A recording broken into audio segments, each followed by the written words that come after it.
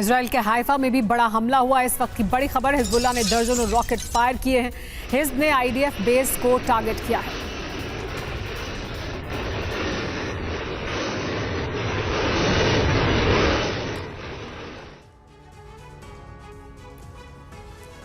Gaza पर Israel ने एक बार फिर हमले तेज कर दिए हैं। बीते 24 घंटे में आईडीएफ ने 200 एयर स्ट्राइक की, जिसके बाद इजरायली मीडिया ही बेंयामिन नेतन्याहू के विरोध में उतर आई है। इजरायली मीडिया में गाजा पर हमलों को रोकने की मांग उठ रही है। साथ ही फिलिस्तीनियों को फ्रीडम फाइटर बताया जा रहा है। हालांकि इसके बाद भी बेंयामिन रुकने के लिए तैयार नहीं है। वो अमेरिकी चुनाव से पहले गाजा को समतल करने की ठान चुके हैं, जिसने गाजा में सबसे बड़े नरसंहार का दरवाजा खोल दिया है।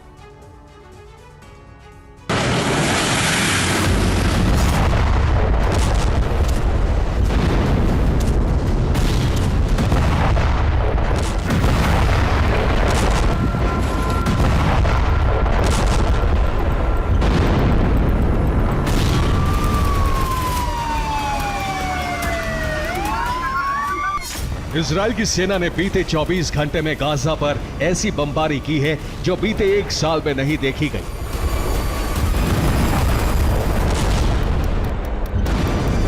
खंडहर बन चुके गाजा को इजराइल समतल बनाने के मिशन पर है।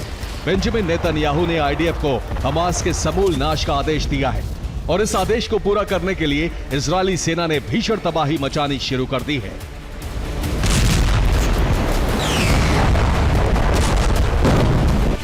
बीते 24 घंटे में गाजा पर 200 स्ट्राइक की गई।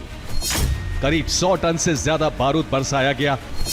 ये हमले जबालिया, राफा और अल नुसरत पर किए गए, जहां महज 24 घंटे में 84 लोगों की मौत हो चुकी है। मरने वालों में 50 मासूम बच्चे भी शामिल हैं।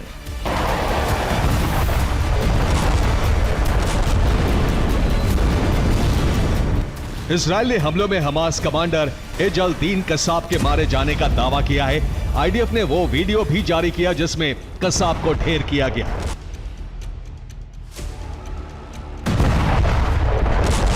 दावा है कि यह वीडियो खान यूनुस का है। वीडियो में एक कार आती दिखाई देती है। दावा है कि इसी कार में अल दीन कसाब मौजूद था। इसी दौरान इजरायली विमान उसे टारगेट कर लेता है, जिसके बाद एक विस्फोट होता है जिसमें कार तबाह हो जाती है।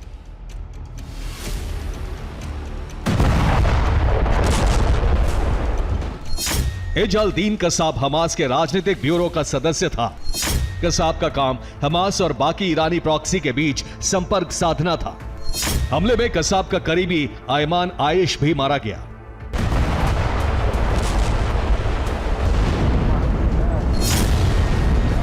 इसके अलावा इजरायल ने अल अदाव अस्पताल के आसपास भी बमबारी की।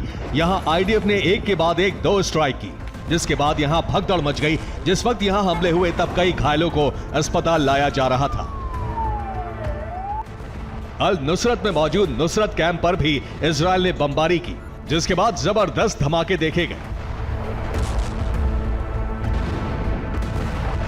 जबालिया में भी इजरायल ने बम बरसाए। एक के बाद एक कई धमाके देखे गए।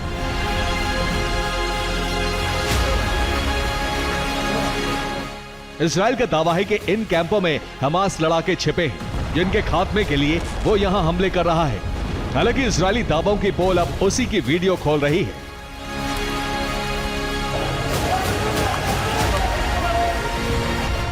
इजरायल की मशहूर अखबार हरित्ज ने इजरायली हमले को नरसंहार करार देते हुए हमास लड़ाकों को स्वतंत्रता सेनानी कहा है।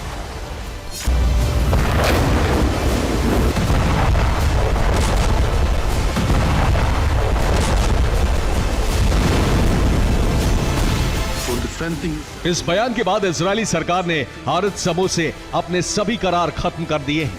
साफ है, इजरायल को अब विरोध की कोई फिक्र नहीं। वो लगातार गाजा पर बमबारी कर रहा है।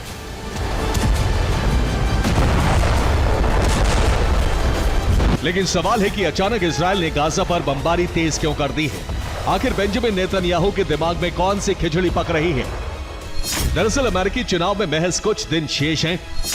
नेतन्याहू को अमेरिका में सत्ता परिवर्तन का डर है। उन्हें संदेह है कि चुनावी नतीजे आने के बाद स्थितियां बदल सकती हैं। उन पर युद्ध विराम के लिए दबाव डाला जा सकता है।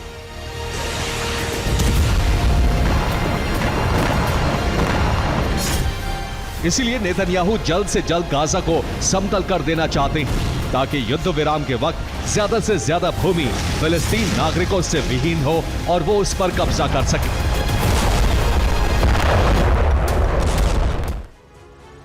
इजराइल ने करीब 85% गाजा की जमीन पर कब्जे की तैयारी कर ली है। नीले रंग से नजर आ रहा गाजा का ये वो हिस्सा है जहां इस वक्त इजराइल की ग्राउंड फोर्स का पूरी तरह से कब्जा है। यानी इस इलाके में ना हमास के लड़ाके हैं और ना ही गाजा के बाशिंदे। राफा, अल नुसरत और जबालिया, इन 3 इलाकों में इस वक्त हमास सबसे ज्यादा एक्टिव है। साथ ही गाजा के करीब 3 लाख लोग यहाँ मौजूद हैं। अब इजराइल इन सभी लोगों को अल मवासी भेजना चाहता है, जहां इजराइल ने ह्यूमन कॉरिडोर बनाया हुआ है। इजराइल ने इसे गाजा में सबसे सुरक्षित जगह घोषित किया है। ये इलाका सिर्फ 50 वर्ग किलोमीटर में फैला है। यहाँ गाजा के अलग अलग हिस्सों से पलायन करके आए 19 लाख लोग रह रहे हैं। यहाँ करीब 85% गाजा की आबादी मौजूद है। अब इजराइल सिर्फ इस 50 वर्ग किलोमीटर के इलाके में गाजा को समेटना चाहता है।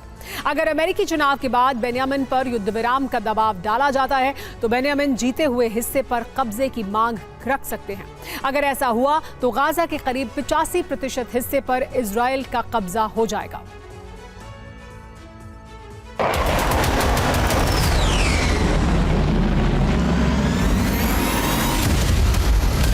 यही वजह है कि इजराइल ने गाजा में एयर स्ट्राइक तेज कर दी है। वो शरणार्थी कैंपों पर भी बम बरसा रहा है।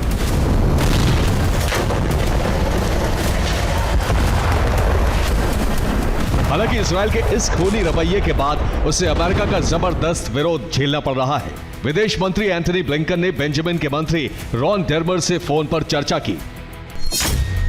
ब्लिंकन ने गाजा में स्थिति सुधारने के लिए कहा है। इसके साथ ही लोगों तक मदद पहुंचाए जाने की बात कही है। दरअसल 13 अक्टूबर को ब्लिंकन ने डेर्मर और योआव गैलेंट को चिट्ठी लिखी थी। चिट्ठी में 30 दिन में गाजा की स्थिति सुधारने के लिए कहा गया था, जिसके बाद लगातार ब्लिंकन हालातों का जायजा ले रहे हैं।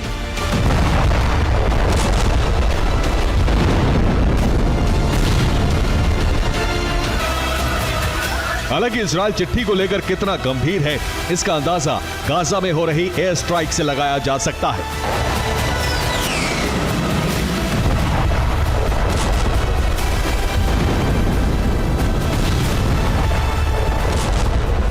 इजरायली सरकार के रवैये से अमेरिकी सरकार ही नहीं बल्कि यूएस के लोग भी बेहद गुस्से में हैं।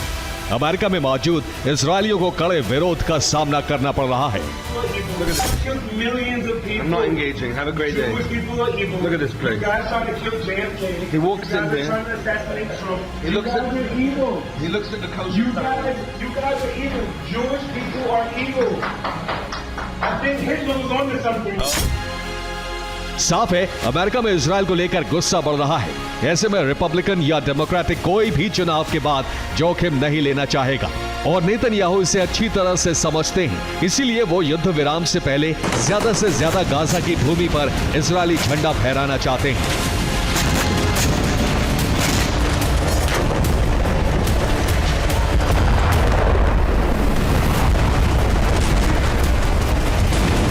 Bureau report, TV9 Bharatvarsh.